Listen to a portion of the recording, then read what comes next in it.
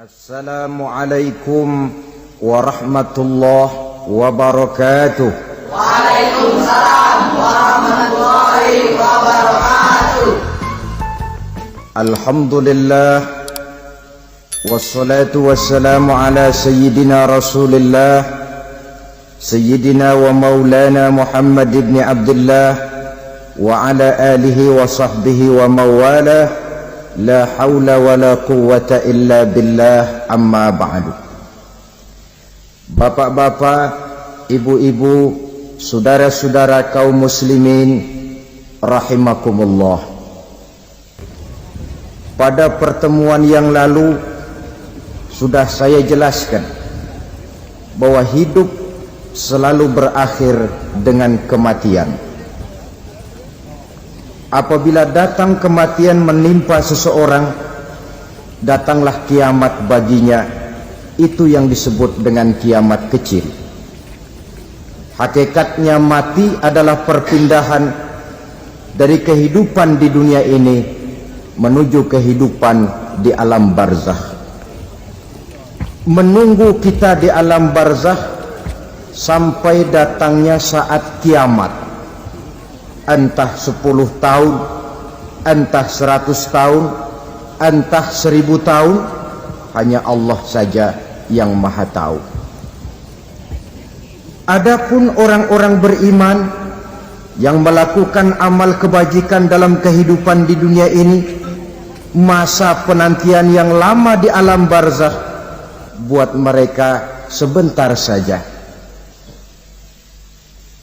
Tetapi bagi orang-orang kafir yang ingkar, yang tidak beriman kepada Allah, yang hidup di dunia cuma menumpuk-numpuk dosa, tentu penantian di alam barzakh akan merupakan waktu yang sangat lama.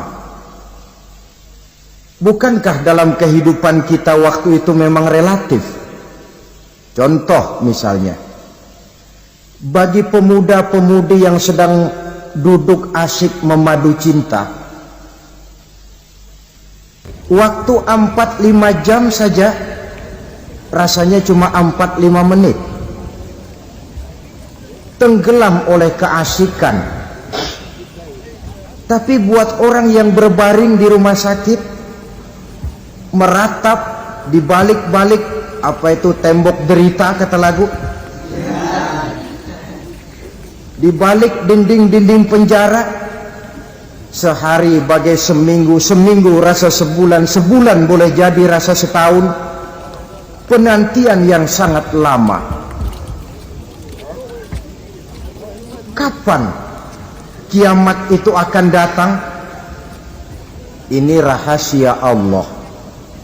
Jangankan kita yang orang awam, baginda Nabi sendiri tidak diberitahu oleh Allah kapan kiamat itu akan terjadi. Tetapi sungguh pun demikian, banyak hadis-hadis yang menjelaskan ciri atau tanda-tanda datangnya kiamat. Nah, kalau sudah bicara soal tanda kiamat itu ada dua. Pertama yang disebut alamatus sughra, tanda-tanda kecil. Ini waktunya masih ada tenggang. Ada yang dinamakan alamatul kubra, tanda-tanda besar. Artinya kiamat sudah diambang pintu. Apa tanda-tanda kecil dari datangnya hari kiamat itu? Misalnya kata Nabi, apabila ilmu sudah diangkat oleh Allah, artinya apabila ulama sudah banyak wafat, minat orang belajar agama berkurang, lalu kebodohan nampak merajalela di mana-mana, zina dikerjakan secara terbuka, minuman-minuman keras jadi kebanggaan, itu termasuk di antara tanda-tanda kecil terjadinya hari kiamat. Apalagi misalnya iza waladatil ammatu rabbataha, apabila budak sudah melahirkan tuan, Apa maksudnya? Ada yang mentafsirkan apabila anak sudah bisa membudaki orang tuanya, orang tua yang melahirkan dia, yang membesarkan dia, demi setelah si anak besar jadi orang berpangkat, bertitel, berharta, berkedudukan, jadilah orang tua itu budaknya. Sehingga sering dibilang kalau orang tua kaya, anak jadi raja. Tapi kalau anak yang kaya, orang tua sering jadi budak. Apalagi munculnya fitnah yang bergelombang, timbul perang antara dua bangsa yang besar, waktu berjalan terasa sangat pendek sekali. Itu merupakan tanda di antara tanda-tanda kiamat. Termasuk di dalamnya sulit membedakan mana laki, mana perempuan. Kan kalau tanda-tanda kayak begini sekarang sudah banyak kita lihat kan. Ulama banyak wafat, penggantinya sulit. Zina dikerjakan berterang-terangan, minuman keras jadi kebanggaan, banyak anak membudaki orang tuanya, sulit membedakan mana laki mana perempuan. Kadang-kadang dari belakang kita lihat perempuan bener, begitu kita colek nengok jenggotan.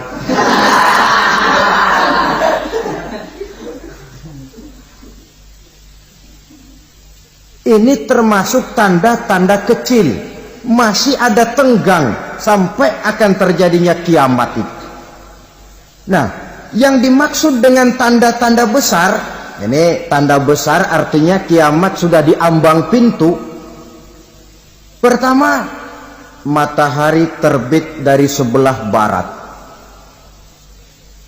Apabila matahari sudah terbit dari arah sebelah barat, tertutuplah sudah pintu taubat. Bersabda Nabi kita, la taqumus sa'atu hatta tatlu'a syamsu min maghribiha. Tidak akan datang hari kiamat sampai matahari terbit dari arah sebelah barat. Fa iza tala'at, manakala matahari telah terbit dari arah sebelah barat, wara'ahan nasu, manusia banyak menyaksikan itu, amanu ajma'un, mereka pun lalu beriman. Yang tadinya kafir, yang tadinya ingkar, yang tadinya membangkang, setelah melihat matahari terbit dari sebelah barat, buru-buru beriman, berlomba-lomba mengucap dua kalimat syahadat. Tapi apa yang terjadi? Kata Nabi, wadzalika hina la yanfa'u nafsan imanuha lam takun amanat min qabl. Hari itu adalah hari yang iman sudah tidak berguna lagi bagi seseorang apabila sebelumnya memang dia tidak pernah beriman. Au kasabat fi imaniha khaira, atau beriman tetapi tidak pernah melakukan kebajikan di dalam keimanannya itu. Hari yang sudah kasib, hari yang sudah terlambat, beriman tidak akan ada gunanya lagi. Ini pelajaran buat kita. Sebelum sang surya terbit dari sebelah barat, sebelum nafas sampai di tenggorokan, artinya pintu taubat masih terbuka. Kalau dua hal itu sudah terwujud, nafas sudah sampai di kerongkongan atau matahari sudah terbit dari arah sebelah barat, tertutuplah sudah pintu taubat. Tak ada lagi gunanya pangkat, jabatan, harta, bahkan beriman pun dalam suasana macam itu too late, kata orang Kulon. Sudah terlambat. Matahari terbit dari arah sebelah barat, itu tanda besar, artinya kiamat sudah di ambang pintu. Lalu apalagi tanda besar? Munculnya Dajjal. Dajjal artinya pendusta-pendusta yang menyesatkan manusia. Ada dua macam Dajjal, saudara. Ada Dajjal kecil, ini Dajjal kelas teri. Kalau ini sejak zaman Rasulullah sudah ada itu. Tiap zaman ada. Di zaman Rasulullah misalnya ada yang bernama Aswad al-Unsi dari Yaman, ada yang namanya Musailamah al-Kazzab dari Yamamah, ada yang namanya Ibnu Sayyad dari Madinah. Ini dajjal-dajjal di zaman Rasul. Musailamatul Kazzab memproklamirkan diri jadi nabi, dia di zaman Rasul masih hidup. Ini dajjal zaman Nabi. Di zaman sahabat muncul dajjal-dajjal. Di zaman kita sekarang ini dajjal-dajjal pun gentayangan. Dajjal-dajjal kelas teri. Kerjanya mendustakan manusia, menyesatkan manusia, memalingkan manusia dari jalan yang benar dan diridhoi oleh Allah Subhanahu wa taala. Adapun yang merupakan tanda besar dari datangnya kiamat, dajjal-dajjal kelas kakap, pembohong-pembohong besar yang menyesatkan masyarakat manusia berpaling dari jalan Allah mengikuti jalan mereka.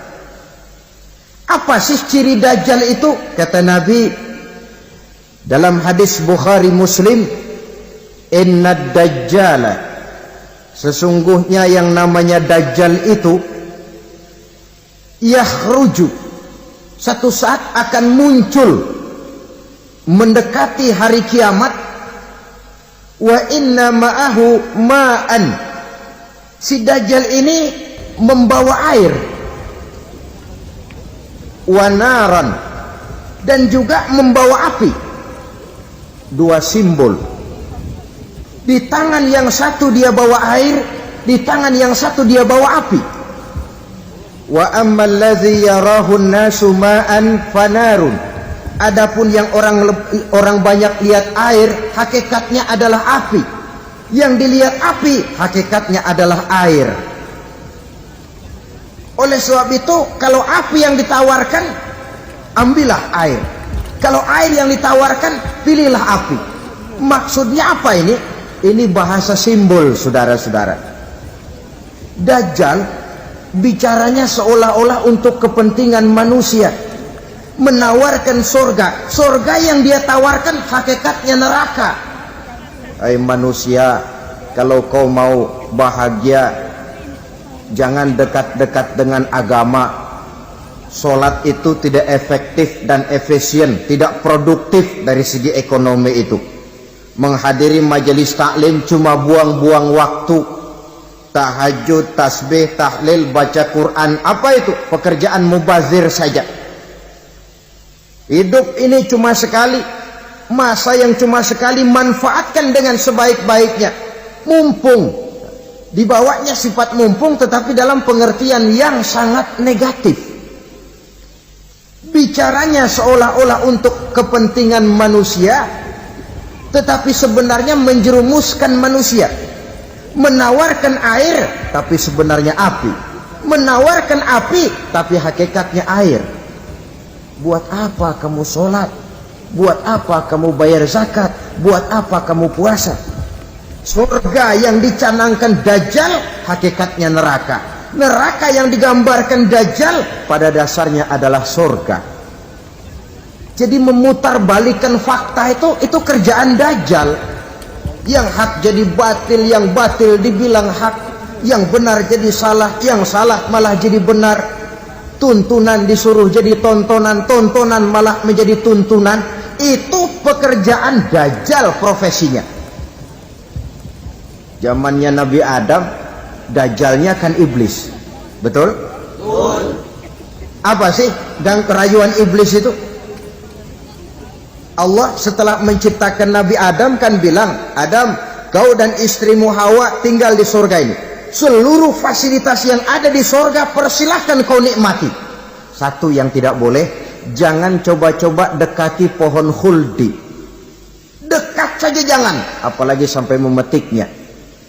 Datang dajjal yang namanya iblis ini. Adam, kamu tahu nggak kenapa tidak boleh makan buah khuldi? Ya nggak tahu, pokoknya saya dilarang. Bodoh kamu Dam. Khuldun artinya kekal. Kalau kamu makan itu buah, kau akan kekal di surga buat selamanya. Allah tidak kepengen, maka dilarang kamu makan buah khuldi. Kalau kau ingin kekal di surga Adam, makan saja. Saya bicara begini ini untuk kepentingan kamu Adam. Ini kan ciri-ciri Dajjal. Bicaranya sih seolah-olah untuk kepentingan Nabi Adam, hakikat sebenarnya menjerumuskan Nabi Adam supaya ingkar dan melanggar larangan dari Allah Subhanahu wa ta'ala. Jadi setelah muncul Dajjal, timbul kekacauan-kekacauan di masyarakat. Banyak yang terpengaruh, terpedaya dan terpesona.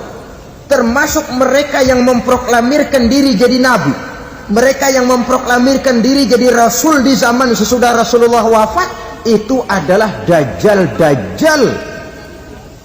Maka saya ingatkan, kalau di zaman kita sekarang ini ada orang ngaku jadi nabi, ada orang ngaku jadi rasul, biar bahasa Arabnya kental, Quran hafal, hadis ribuan hadis hafal, biar pakai serban sampai menyengser ke tanah, bahasa Arabnya fasih, tapi dia mengaku jadi nabi, jadi rasul, kita umat Islam wajib tidak percaya, wajib untuk tidak percaya. Itulah Dajjal zaman kita sekarang ini. Tidak mustahil mereka datang mempengaruhi orang-orang awam supaya berpaling dari Rasulullah, mengikuti mereka.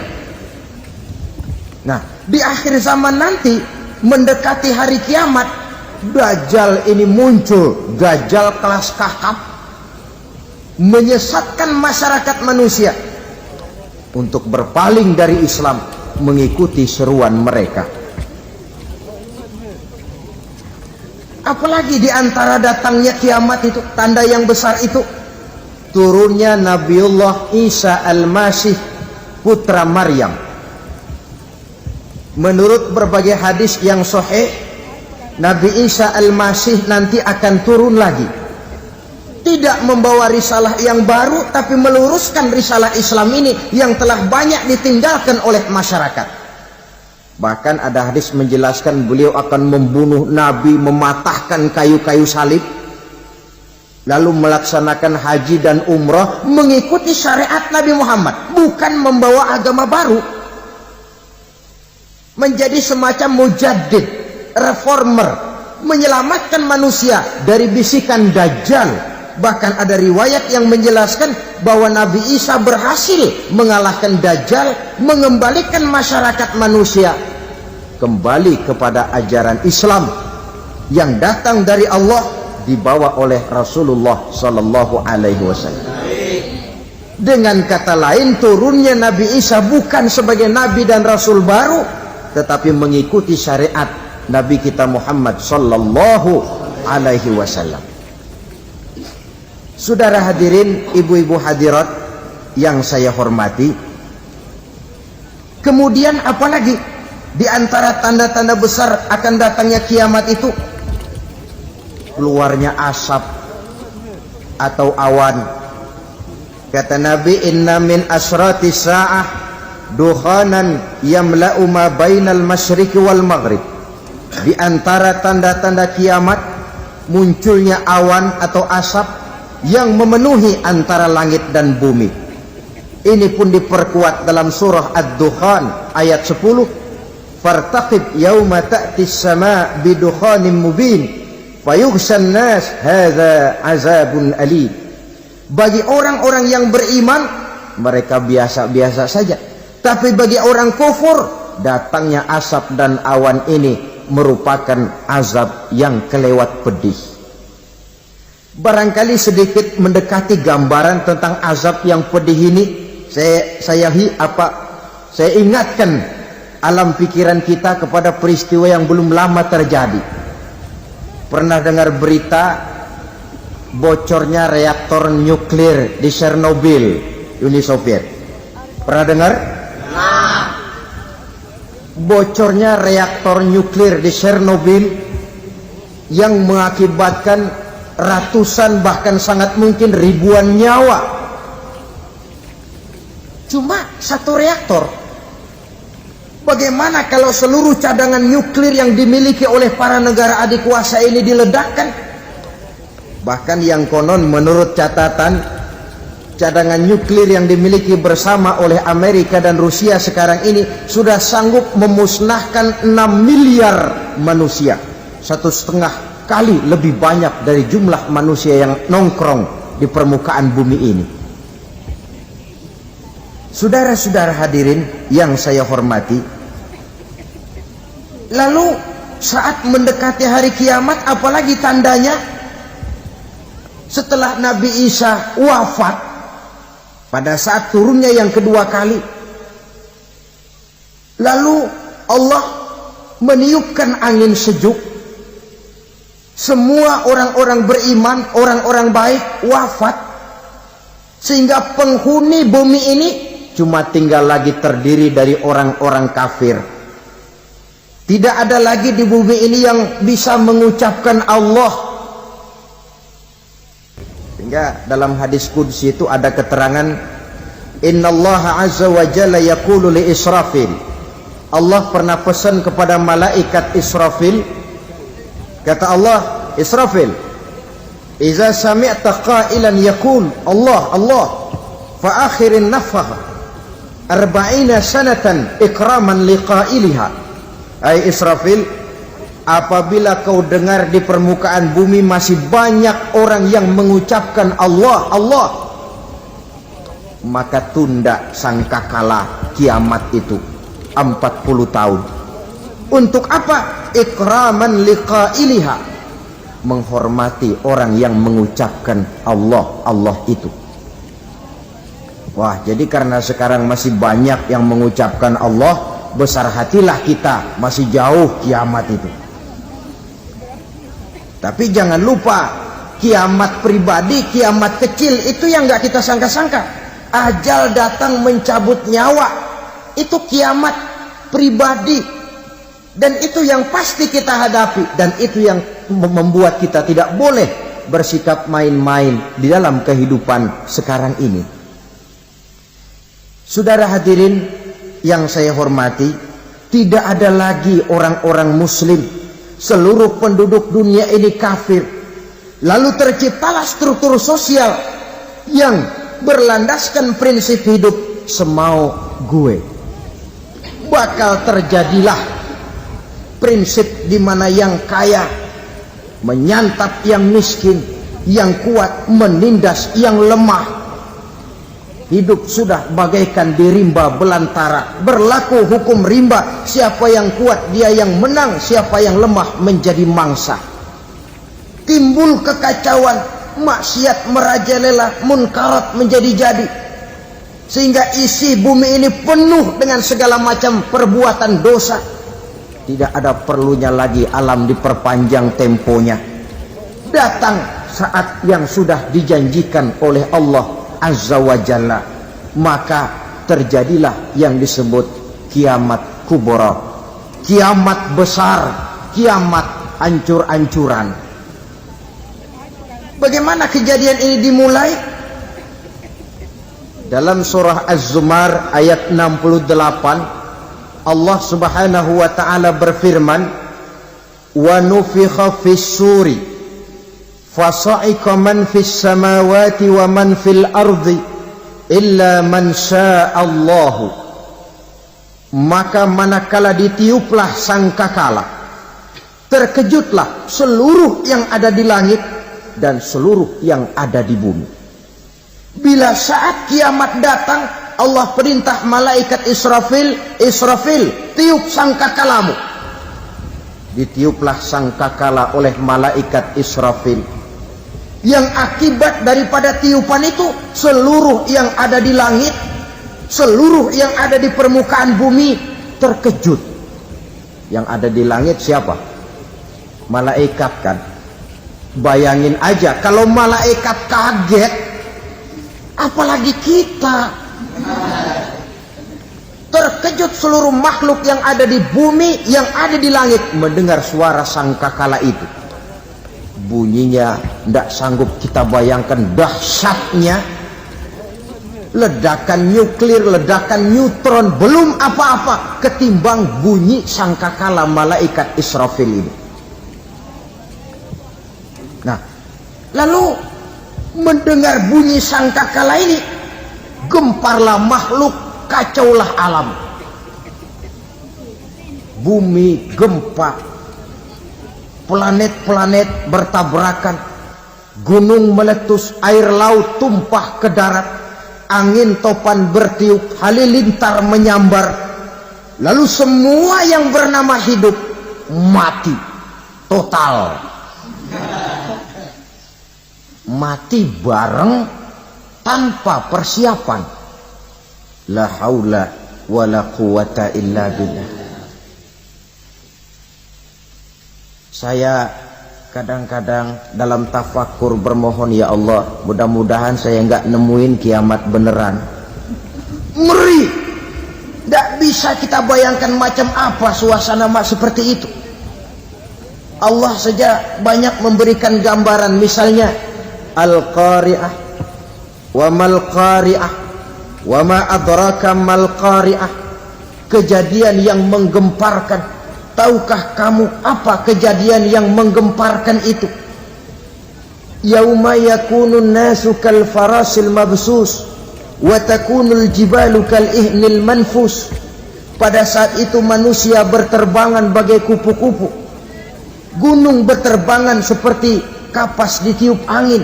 Gunung saja macam kapas, konon lagi manusia. Kematian total, mulai semut sampai gajah mati, jin mati, iblis mati, malaikat mati. Malaikat saja mati. Saudara hadirin yang saya hormati, kematian total yang tanpa persiapan. Orang bilang, Pak, kalau mati bareng begitu yang repot malaikat maut dong ya, cabut sana, cabut sini. Itu kalau menurut logika kita, mestinya begitu menurut logika. Tapi logika juga yang bilang nggak perlu serepot itu. Sebab untuk mematikan listrik di wilayah DKI, di wilayah Jakarta, nggak perlu tiap rumah didatengin matiin, ya lama. Cukup dari kantor pusatnya saja PLN, tekan satu tombol, gelaplah seluruh Jakarta. Saudara hadirin yang saya hormati, kematian total. Lalu setelah kematian total, planet-planet juga mati, dalam arti tidak bergerak dan beredar. Angin mati, dalam arti tidak bertiup. Air mati, dalam arti tidak ada riak gelombang. Pokoknya semua mati. Kullu nafsin za'iqatul maut, semua yang bernafas mati. Dalam ayat lain, kullu man 'alaiha fan, semua yang ada di permukaan bumi fana. Yang kekal cuma Allah Subhanahu wa ta'ala. Yang paling belakang mati malaikat maut dan malaikat Israfil. Tapi mati juga sesuai dengan janji Allah. Menurut hadis Bukhari Muslim dari Abi Hurairah, masa tenggang waktu antara kematian total pada tiupan sangkakala pertama dengan proses kebangkitan pada tiupan sangkakala kedua 40 lamanya. Tidak dijelaskan oleh Abi Hurairah 40 jam, apa 40 hari, apa 40 tahun. Hadis-hadis cuma menyebutkan 40 saja. Sunyi alam, yang tinggal cuma Allah saja lagi. Ketika itu Allah berseru-seru, katanya, limanil mulkul yauma, siapa para penguasa hari ini? Mana itu raja-raja dan penguasa yang dulu mengaku jadi Tuhan? Fir'aun, mana Fir'aun sekarang? Yang dulu jadi raja, merasa berhasil, sombong, lalu tidak mau turun-turun dari kekuasaannya. sampai kepada puncak kekurang ajarannya mengangkat diri jadi Tuhan. Mana itu Fir'aun? Namrus, mana sekarang Namrus? La ilaha illa ana, ternyata tidak ada Tuhan lain selain daripada aku, kata Allah. Proses kemudian, saudara-saudara, turunlah hujan dari langit. 40 lamanya hujan itu, tidak jelas juga 40 jam apa 40 hari. Setelah air turun membasahi, datanglah tiupan sangkakala yang kedua. Semua yang bernama mati bangkit dari kuburnya masing-masing. Ini yang disebut Yaumul Ba'thi, hari kebangkitan. Allahu Akbar. Pada saat kita bangkit dari kubur kita masing-masing, kumpul di padang mahsyar namanya. Bayangin aja, saya sendiri nggak sanggup bayangin. Manusia sejak zaman Adam sampai zaman kiamat kumpul bareng di tempat sama. Berapa banyaknya itu?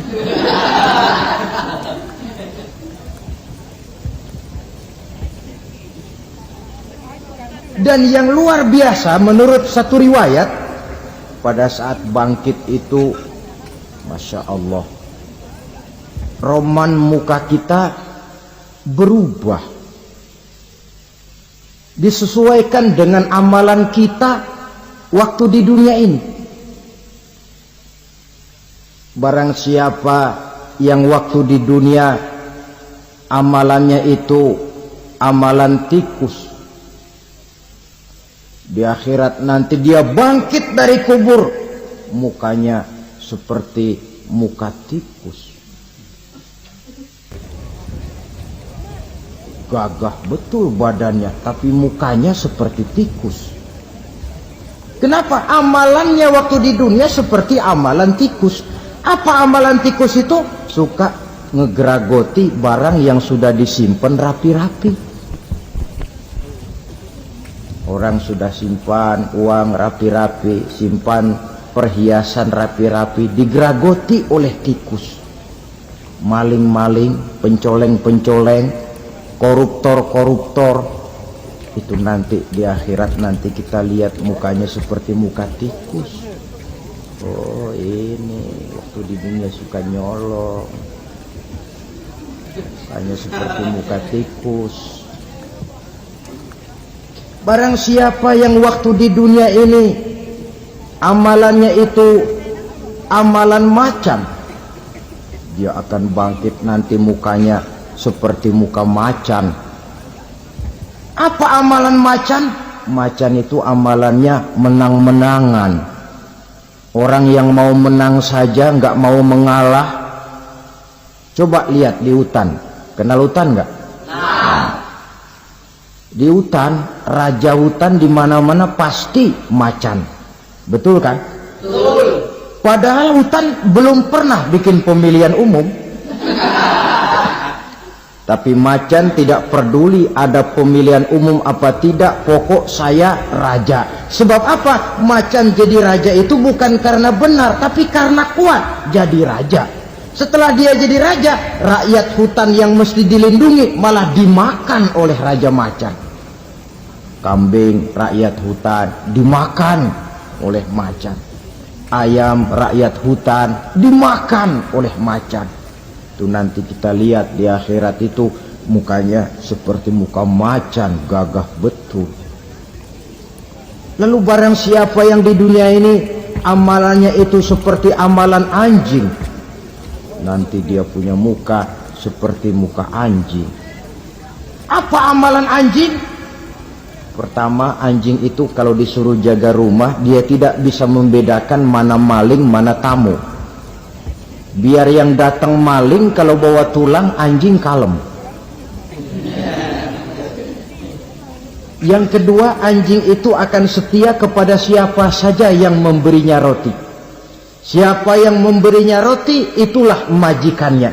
Apa kata majikannya pasti dia laksanakan. Soal benar atau salah dia tidak peduli. Setelah anjing dapat roti, dia tidak punya pilihan lain kecuali bilang, abdi mah kumaha juragan wae ayeuna mah.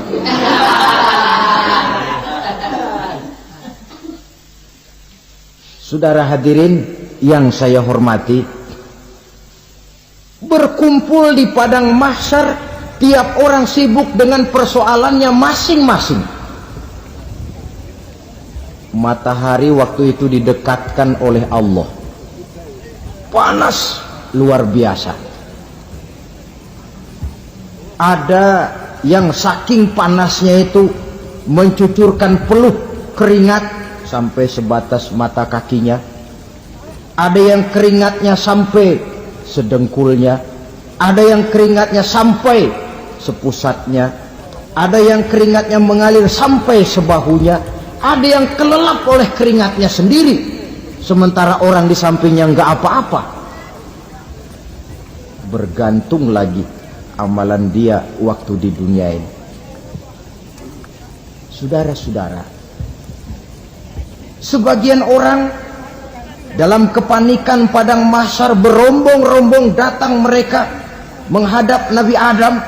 Ya Adam, anta abal bashar. Hai Adam, Tuhan adalah bapak moyang manusia. Kami sebentar lagi akan disidang, dimintakan pertanggungan jawab. Tolonglah kami, hai Adam. Kata Nabi Adam, jangankan nolongin sampean, saya sendiri tanggung jawab di hadapan Allah. Ketika dulu tidak boleh makan khuldi, saya serobot. Sudahlah, urus diri masing-masing saja, nafsi. Begitu kata Nabi Nuh, begitu kata Nabi Ibrahim. Tiap orang bertanggung jawab sendiri-sendiri. Ketika itulah saudara-saudara, nikmatnya menjadi umat Nabi besar Muhammad sallallahu alaihi wasallam. Sebab apa?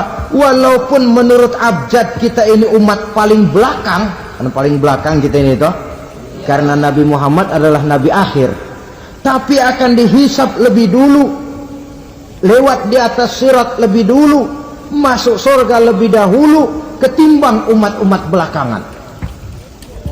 Ketika Rasul mendekati ajal, beliau tanyakan itu kepada malaikat Jibril. Malaikat Jibril berkata, Muhammad jangan khawatir, Allah sudah berjanji, inni haramtul jannata ala sairil anbiya hatta tadkhulaha anta wa haramtuha ala sairil umami hatta tadkhulaha ummatuka. Surga aku haramkan buat seluruh nabi kecuali kalau engkau Muhammad sudah masuk ke dalamnya, dan surga aku haramkan buat seluruh umat kecuali kalau umatmu Muhammad sudah masuk ke dalamnya. Logikanya, walaupun menurut abjad kita umat paling belakang, bakal dihisap paling dulu, lewat di atas sirat paling dulu, masuk surga paling dulu, kalau mampir ke neraka juga paling dulu. Ya resiko. Jangan mau enaknya aja paling dulu. Saudara hadirin yang saya hormati, setelah masa kebangkitan itu jangan dikira begitu bangkit langsung diperiksa. Masih menunggu menanti ribuan tahun perhitungan padang mahsyar untuk sampai kepada proses yang disebut yaumul hisab, hari perhitungan. Seorang demi seorang bakal dipanggil. Bayangkan saja, kita se-RT saja di absen, kadang-kadang perlu waktu lama. Ini manusia sejak zaman Nabi Adam sampai datang hari kiamat, satu demi satu disidang di hadapan Qadhi Rabbul Jalil. Status sosial copot sudah waktu itu. Yang pernah jadi hartawan di situ tidak lagi kelihatan kehartawanannya. Yang pernah jadi jenderal tidak lagi dipanggil jenderalnya. Yang ustadz tidak lagi dipanggil al-mukarramnya. Seluruh status sosial selesai. Dipanggillah kita seorang demi seorang menghadap Qadhi Rabbul Jalil. Bagaimana proses penghisaban itu? Pertama, proses tanya jawab. Di antaranya ada hadis menyatakan, lan tazula qadama 'abdin yaumal qiyamah hatta yus'ala an arba'i khisalin. Besok di hari kiamat tidak akan bergeser telapak kaki seorang hamba sampai dia ditanya lebih dulu tentang 4 persoalan. Tentang ilmunya. Kemana ilmu itu diamalkan? Tentang umurnya. Di mana umur itu dihabiskan? Tentang masa mudanya. Kemana masa muda itu dipakai? Tentang hartanya. Dari mana harta itu didapat dan kemana harta itu dibelanjakan. Ini termasuk proses tanya jawab. Jadi kalau istilah pengadilan dunia, nama Fulan bin Fulan. Kamu waktu di dunia diberikan umur panjang untuk apa? Pernah mengalami masa muda, kemana kau habiskan masa remajamu? Kau diamanahkan ilmu, dengan apa ilmumu kau amalkan? Kau diberikan harta, dari mana harta kau dapat, kemana kau belanjakan? Tak seorang pun yang bisa mungkir. Sebab apa? Dikala itu yang menjadi saksi bukan orang. Yang menjadi saksi adalah seluruh anggota badan kita. Tangan bicara, kaki jadi saksi terhadap seluruh amalan yang pernah kita kerjakan pada saat kehidupan di alam dunia ini. Selesai proses tanya jawab, lalu diperlihatkan buku catatan kita waktu hidup di dunia ini. Jangan lupa Allah itu menyiapkan 2 superkomputer kepada kita. Sebelah ditempelin sebelah kanan, yang sebelah tempelin di sebelah kiri. Komputer itu namanya Raqib dan Atid. 2 malaikat yang apabila baik kita lakukan, refleks saja akan menulis kebajikan kita. Jahat kita kerjakan akan tertulis. Catatan itu nanti diperlihatkan kepada kita. Waduh, alangkah malunya pada saat diperlihatkan catatan kita, buku rapot kita merah melulu.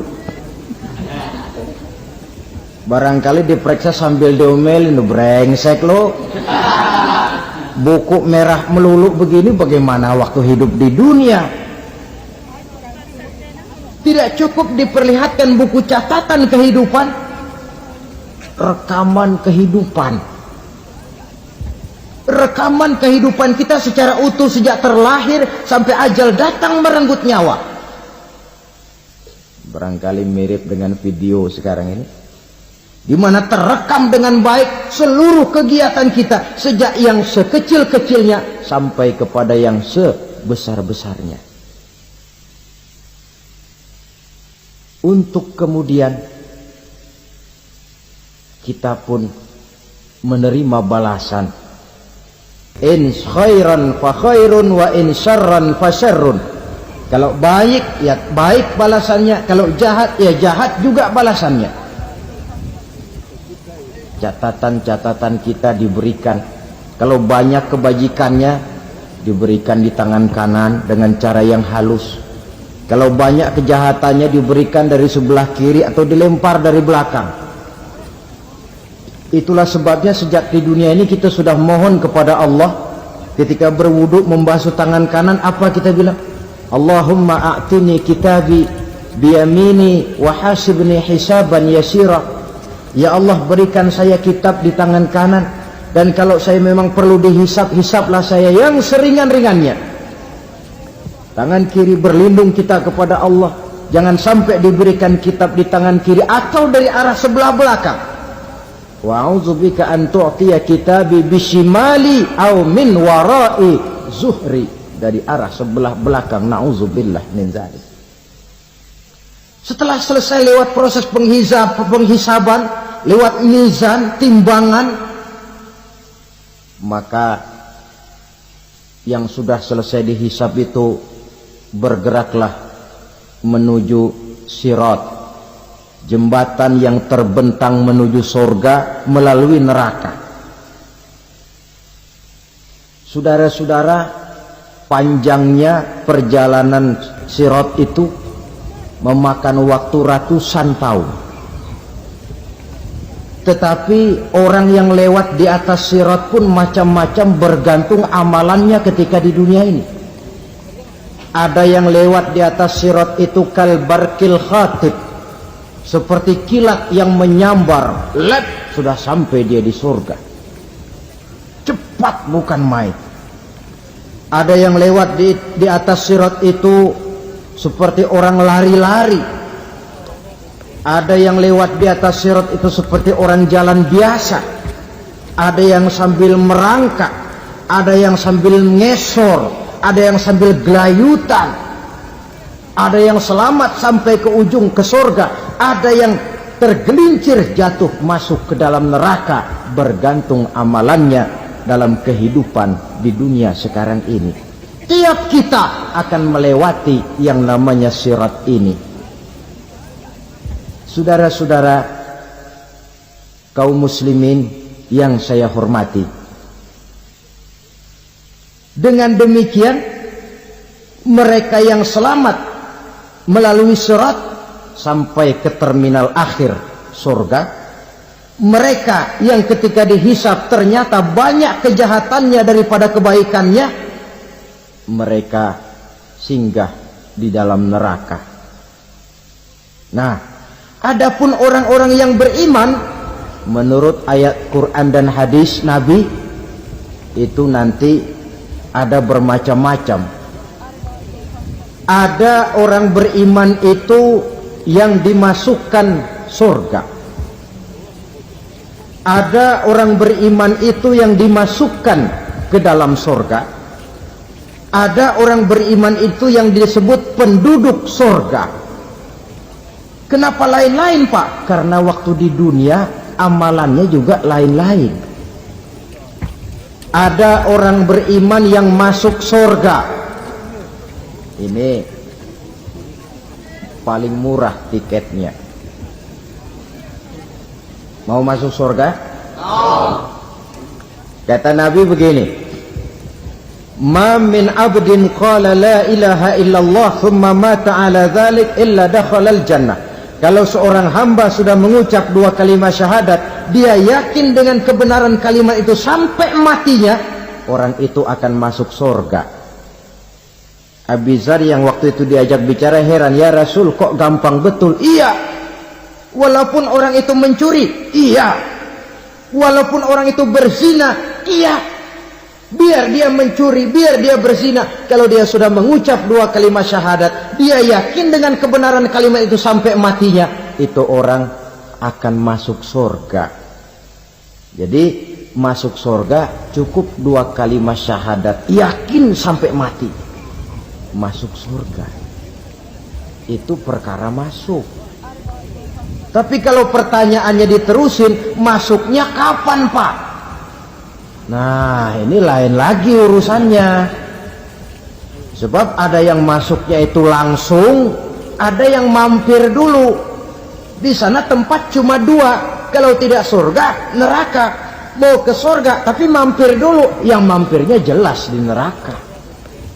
Kenapa? Dalam hadis qudsi ada riwayat, nanti itu di akhirat, setelah Allah selesai mengatur penduduk surga masuk surga, yang neraka masuk neraka, Allah berkata kepada malaikat Malik, malaikat Malik, labaik ya Allah, itu bajingan-bajingan tengik, manusia-manusia durjana yang waktu di dunia tidak mau sujud, jauh dari ulama, gemar melakukan yang munkarat dan maksiat, hidup di tengah masyarakat selalu jadi bibit keonaran, kufur, sudah masuk neraka semua. Sudah ya Allah. Nah, kalau sudah, coba sekarang kamu masuk, Malik. Saya, iya, masuk neraka. Mau apa ya Allah?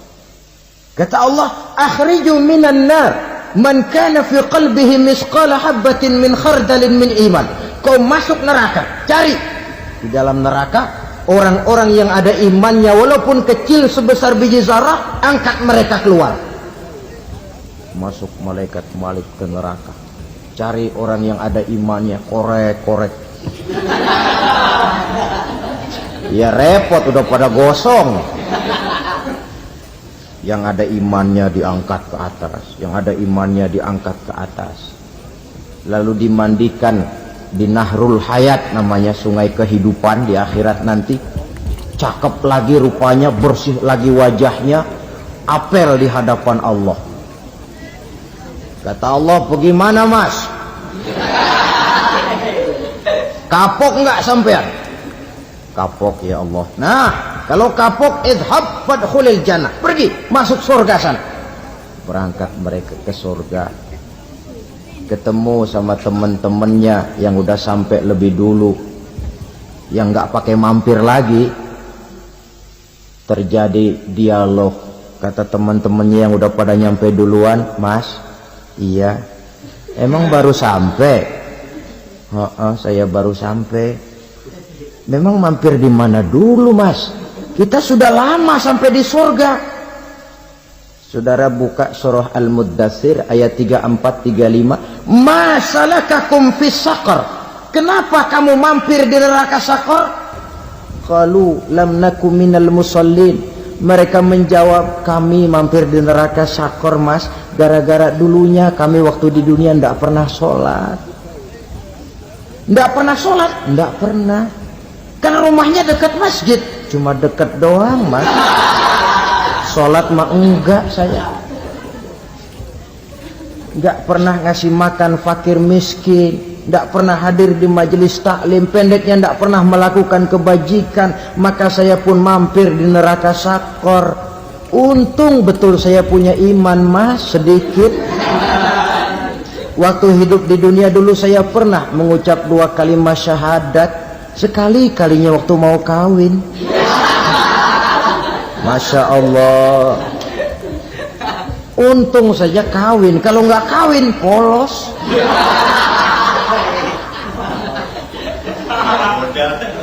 Itu juga pengulu sudah setengah mati ngajarin. Asyhadu alla, asyaduaan, asyaduaan.